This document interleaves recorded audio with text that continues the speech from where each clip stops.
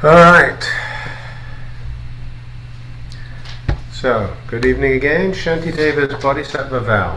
What we're going to do, I will recite this one time, then I will give a little bit of background and context for what this is, and then I'll go through it one more time and talk about it as I go through it,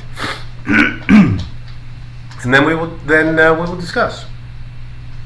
So, Shantideva's Bodhisattva vow. Just as the earth and space itself and all the other mighty elements for boundless multitudes of beings, may I be the ground of life, the source of varied sustenance. Thus, for everything that lives, may I be constantly their source of livelihood until they pass beyond all sorrow.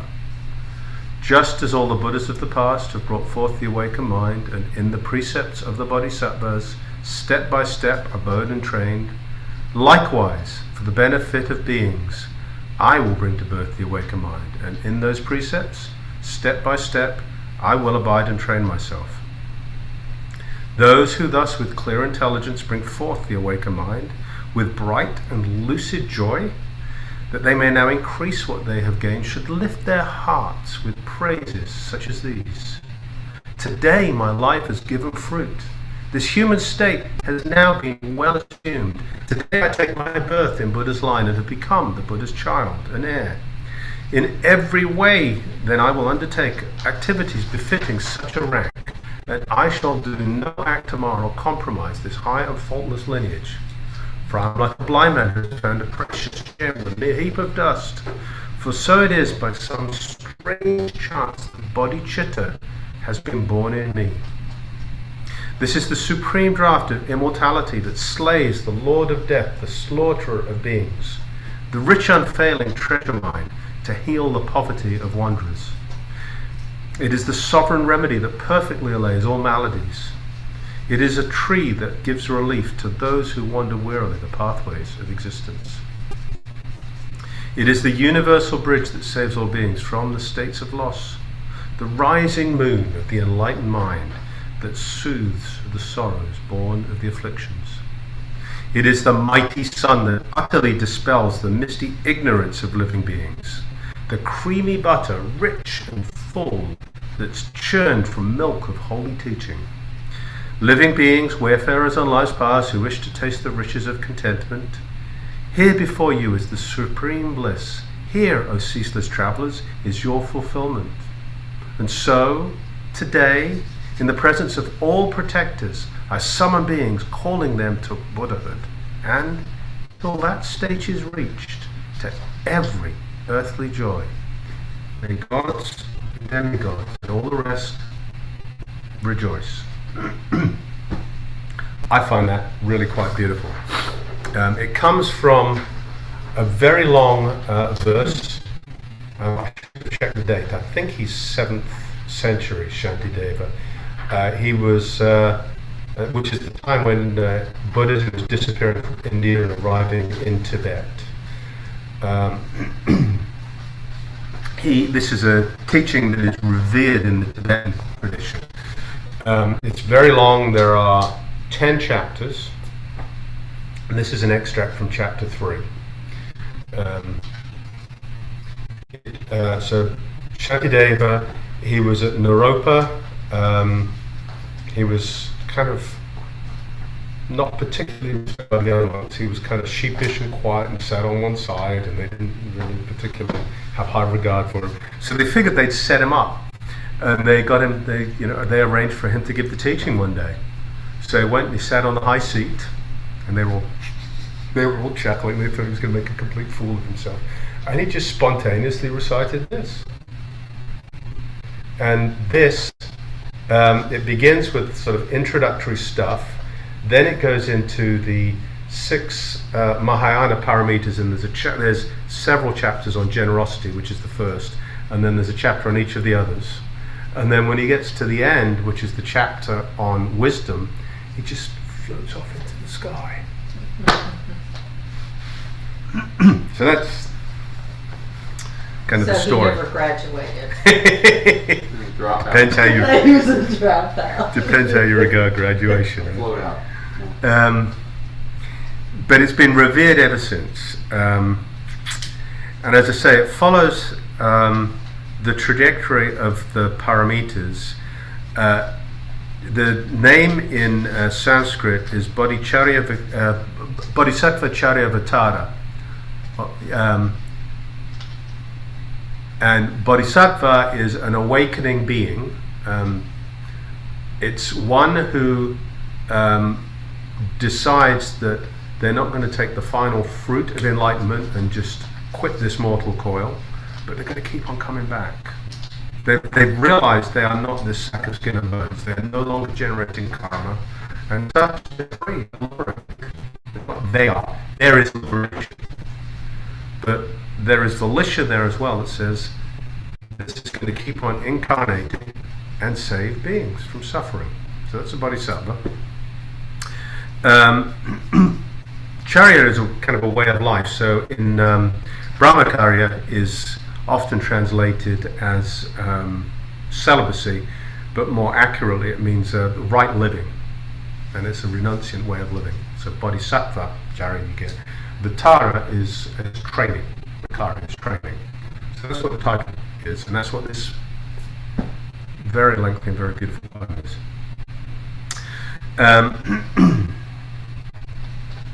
And what he is doing in chapter 3, which is what this is from, at the beginning of chapter 3, he begins the mind training, which is basically concentration practice, and starts dedicating his body to others.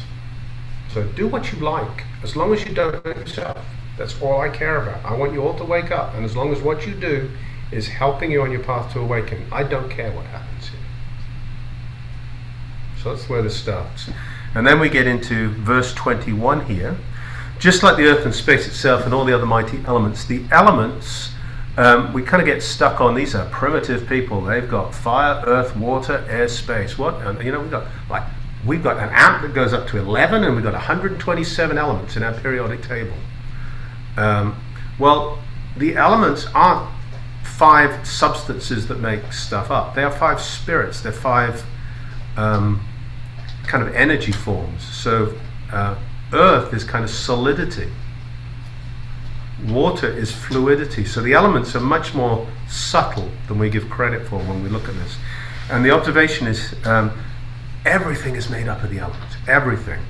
Just as the elements are there for all beings, may this manifest form be the ground of being for everyone and be their sustenance. It's just this absolute altruistic statement. Next paragraph's the same. Thus, for everything that lives as far as are the limits of the sky, may I be constantly their source of livelihood until they pass beyond all sorrow. Then the next 2 are essentially receiving the precepts. There is a subtlety in here. There is bodhisattva in intention and bodhisattva in action. I'll break it down as we go through it, but there's a spirit when one takes on the bodhisattva vows. So you say, that's what I'm going to do, and then you say, now I'm going to go do it, and then those two come together. So there's an intention and action converging, and there's integrity in behavior. With intention and action converge. So these are supposed to be recited 3 times in the presence of a Tibetan master, and yum yum yum yum yum, and there are all sorts of other ways. It's very subtle.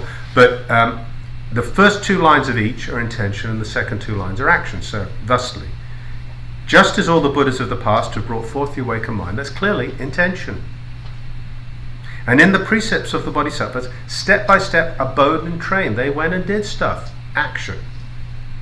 Likewise, for the benefit of beings, I will bring to birth the awakened mind. Intention.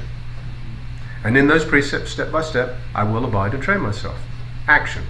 So we've got the intention to save all beings, the action to engage in doing it, and then the recollection on those 2, the integrity of bringing them together. Excuse me. Those who thus with clear intelligence, so now we get into what a wonderful thing this bodhisattva life is. What can be more joy-bringing? What can be more fulfilling? What can make one happier than living one's life for the benefit of others. I know when I look back on my own life, the times when I have been happiest, truly happiest, have been when I've really been in service to other people, when I've really been in a place of giving. I can think of specific examples, and I've got a handful of stories that bring tears to my eyes, and they're lovely little romantic stories.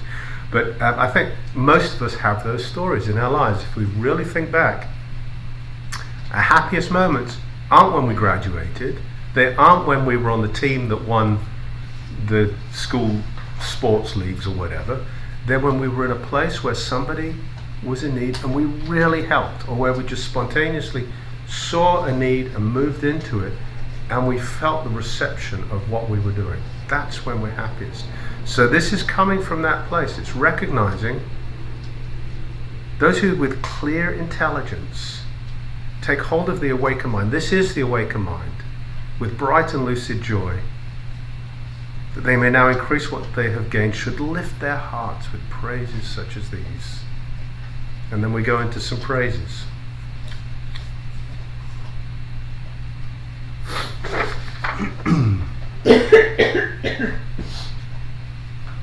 Praises, and I will do an act tomorrow, compromise this high and faultless lineage, is praises and reflection on how important maintaining the integrity of this is. Having undertaken this, really staying concentrated on the integrity of this vow, which goes back to the mind training with which this began. For I am like a blind man who has found a precious gem inside a heap of dust, for so it is by some strange chance that bodhicitta has been born in me. What this is pointing at, what did I do to deserve this? Where did this come from? This isn't me that did this. Somehow or other, a bolt of lightning out of the bright blue yonder came down and woke this up in me, gave me the opportunity to see this joy, to recognize this joy, to commit to this joy, to change my life around and live in this posture of generosity, compassion, kindness, loving. How wonderful. Wow. Pure dumb chance. At least nothing I have any control of.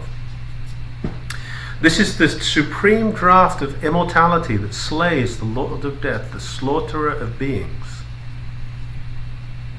When we realize who we really are, which is not this sack of skin and bones, it's not this skin suit. When we realize who we really are, we realize we are not born and we do not die. That's an absolute statement. That's not, nice mushy stuff. That's the way it is. I, who I really am not born, and I do not die.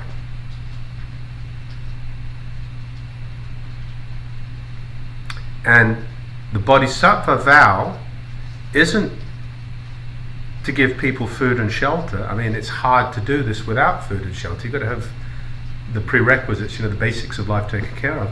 But the Bodhisattva vow is about helping people realize true freedom, true peace. And true peace is when people realize this for themselves, that you and you and you and you and you and you also are not what you think you are, and you are not born, and you do not die. And when you realize this, you are released, you are free, you are happy. That's what the Bodhisattva's here to do. It is the sovereign remedy that perfectly lays all maladies. I skipped the rich unfailing treasure mine, the sovereign remedy that lays all maladies, the tree that gives relief to those who wander wearily the pathways of existence. This is analogous to the Lotus Sutra. The Lotus Sutra, there is the one supreme teaching, but there are just myriad expedient means. Buddha's always teaching. There are Buddhas always teaching. And the journey to this freedom can be a long journey, many lifetimes. So the Bodhisattva recognizes that, and he meets people where they are. And if they need to rest under a tree in the calm, cool shade, and the Lotus Sutra says this crystal city, he creates the crystal city where people hang out for a little while on the way. If you need a way station, then we'll have interim peace. will help you navigate the journey. This is also the Pure Land Sutra, the Pure Land tradition, the Pure Land Sutras, where Sukhavati is the Pure Land. That's not awakening, but the promise is you're reborn in the Pure Land, which is a way station, and from there you keep practicing until you do wake up. So this is I'm here to help you wherever you are and help you move along this path and give you worldly pleasures and worldly joys while you're navigating that journey, and I'm here to help you navigate that journey to ultimate freedom eventually. The universal bridge that saves all beings, that's the same one. The rising moon of the enlightened mind that soothes the sorrows born of the affliction. The light of the moon is cool. The light of the sun is hot. The light of the moon, there's something really peaceful and soft about the light of the moon. There's something bright and penetrating about the light of the sun. The rising moon of the enlightened mind that soothes the sorrows born of the affliction. That's a light that allows suffering to be settled, suffering to come to an end. The next one, the mighty sun that utterly dispels the misty ignorance of living beings. That cuts through. So if you will, the moon is Avalokiteshvara and the sun is Manjushri. That's me making it up on the fly, but directionally Manjushri has the sword that cuts through illusion, allows us to break away all these illusions and cut through and see clearly. Avalokiteshvara is bringing us peace, bringing us compassion, our calm, quiet settling, and that's more the moon. The creamy butter, rich and full, that's churned from milk of holy teaching. This is the Dharma wheel, turning and turning and turning. And as we bring all the teachings together, there's something rich and creamy and really fulfilling comes out of this turning of the Dharma.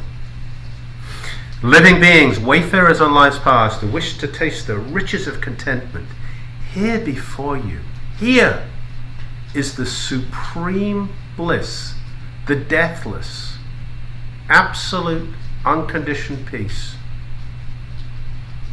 Here, O ceaseless traveller, is your fulfillment.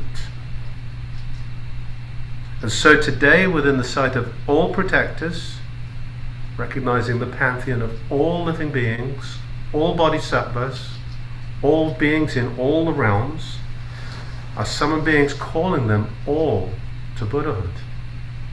And till that state is reached, to every earthly joy, which is the same, it's the way stations, this is where we're headed. But while we're headed there, I'm going to help you find peace in this world. I'm going to help this less than absolute peace. Right? That's not where we're stopping. I'm going to keep coming back. You're not getting rid of me yet. But we'll do that for now. Until that state is reached, to every earthly joy, may gods and demigods and all the rest rejoice. What is there to be done with this but rejoice? So this, if my energy didn't tell you, this is one of my favorites. I've been using this as a lot of the time in my morning practice for, 5-8 years, something like that. I went through a period of time where I really studied the Way of the Bodhisattva. It's been a number of years since I've read it, and it's about time. Maybe I'll go back and reread it. There's also, so if you're interested in the Way of the Bodhisattva, the best translation of it I've come across is by the Padmakara translation group, Padmakara. And there is a wonderful commentary on it called The Nectar of Manjushri's Teaching, which is by Kunzang Pelden, who I think was 19th century. He was a wandering Tibetan. He was an enlightened Tibetan teacher, and he went wandering around, and this is what he did. He just taught the way of the Bodhisattva. And there were a couple of people went along in his wake, and they scribbled all these notes. So the book is these notes written out in book form of Kunzang Pelden's teaching. So the Nectar of Manjushri's Teaching, and then the Padmakara translation group version of the text.